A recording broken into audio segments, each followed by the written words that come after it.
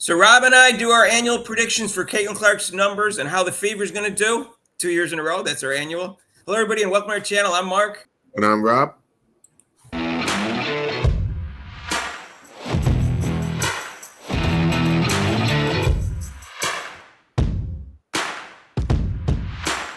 So, hey, if you haven't subscribed to our channel yet, please do so. Hit the notification bell when you do so you get notified of our next video. And join us for Caitlin Clark's crossover. We're going to talk about today's game, which is Saturday, May 17th. We're going to review that game on Caitlin Clark's crossover from 6 to 7 and Thursdays from 5:30 to 6:30. And we'll be going live for Tuesdays and Thursdays game too. So join us for all of that. It's all Eastern time. And anyways, Rob, so last year we did predictions. We didn't know that much about the WNBA. We just knew Caitlin Clark. And I said 20, 10, and 6. You said 20, 10, and 8. And we both said, yeah, they'll make the playoffs. They only need 5 more wins than the year before, according to the stats that we looked at in 2022. And we said they're not going to do anything in the playoffs or win a championship. I don't remember exactly how we worded the team. We just said they would make the playoffs and not win the championship. And if I find that video, I'll put a link down below so you can see that we're not just making that up. Anyways, it was one of our first videos we did. So today we're going to do predictions again. We know a little bit more about the WNBA, but I found it hard to do the predictions, Rob, because I don't know how much her numbers would be, because I don't know how much she's going to let her teammates shine also. Right. So if she wanted to take over and she had a weaker team, I think her numbers would be bigger. As we know, the Fever ranked about 3rd to 4th from most people, according to the Las Vegas odds. Caitlin Clark, Las Vegas odds are basically tied for first for MVP. But in terms of predictions, non-Caitlin Clark fans, it's actually Defisa Collier and Asia Wilson are getting more predictions. Although Jamel Hill did predict Caitlin Clark. Oh, that means she's going to win now. That makes me worried. Yeah, she's going to win now.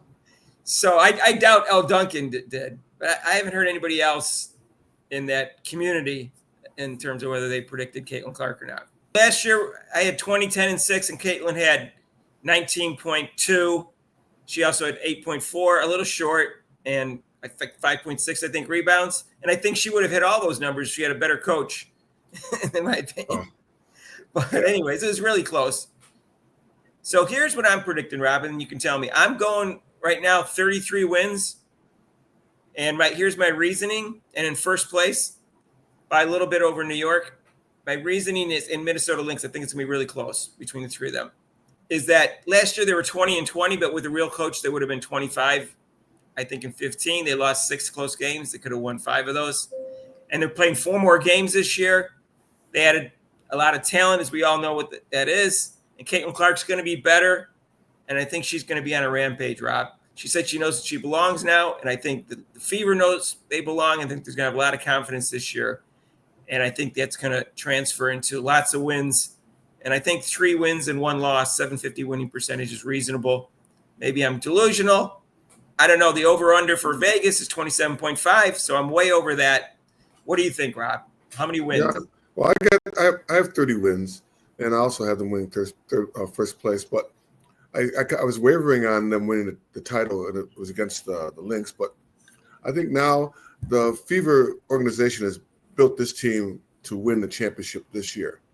The players that they brought in, is going to help them immensely. And Clark has got more focus, and they got a great coach in White, and I think they can go like 9 deep, more than most teams can do, but even probably 10.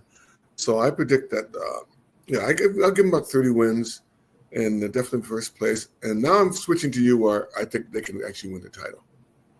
Okay, yeah. So I don't think 30 wins is going to get first place, but they could still win the title and not come in first place, because New York Liberty was 32-8 last year. So I don't think 30 wins is going to be first place. But there's 4 more games this year. But it could. Who knows? It could be maybe they're all meshed together and the Aces are in there and we're all around 30 wins or 28 or whatever. Well, I was doing 30 because there are 4 more games, but still got teams like the Aces, Liberty, and the Lynx that with like I said, meshing together, knocking each other off. We'll see. We'll see what happens. Maybe I'm overly ambitious. Maybe I'm underrating them. So we'll see. What if they get on a roll? I think they're not going to start out like 10-0 or anything like that. But I think it's somewhere in the middle of the season, they're going to go on a big winning streak of some type. Even if it's not a complete winning streak. It could be like, like 9 out of 10 or something like that. They're going to go on some kind of streaks during the year. All right, so I think they're going to not only come in first place, they're going to win the title. I actually have it all predicted out here. As you can see, they're going to be the 1 seed, and they're going to play the Sky, who's going to be the 8th seed, and they're going to win both games. Then they're going to play the Aces, who's going to be the 4th seed, and they're going to win 3-1. And then it's going to be the Liberty, 4-2. And if the Lynx make it, I'm still predicting 4-2. And I think the Liberty and the Lynx are a toss-up to who makes the finals, but I had to pick somebody, and I think the Liberty have more depth, even though the Lynx are hungrier. So what do you think, Rob? I don't think the Sky are going to make the playoffs. I think the team, like probably the Dream, I like the way they play. I think the Atlanta Dream might slip in there, take the spot over the Sky. All right. I think if Vandersloot can remain healthy, and I think if they remain healthy, they can. But it's only 8th out of 13th. We'll see. They got a nice front line. So, anyways, we have here is my predictions for Caitlin Clark. 22 up from 19.2. 6 rebounds up from I think 5.6. I'm not looking at her stats right now. Assists, I think it was 8.4, and that's going up to 10.5. Her steals were I think 1.3. I'm going to go up to 1.5. I think she can play better defense. Blocks was 0.7. I'm going to go with 0.08. Turnovers was around 5.6. I'm going to go down to 4.2. And her assist to turnover ratio is going to be at 2.5. And this year it was only 1.5. Field goal percentage was I think at 41.7. Again, I'm not looking at the numbers, and it's going to go up to 46. And she was about 4% lower in 3-point shooting, and I'm going to go up to 38% for that. Free throw shooting, it was a little over 90%. I don't think that's going to change. And her shooting efficiency was 52%. It's going to go up to 56. That takes into consideration, if you don't know, 3-point shooting. So they weigh that more heavily. And true shooting percentage also includes free throw percentage. And that was at, I think, 58. It's going to go up to 62, I think. So that's what I predicted. I can't get any more specific than that, I think. Yeah. But that's it. So, Rob, you have any thoughts on these numbers?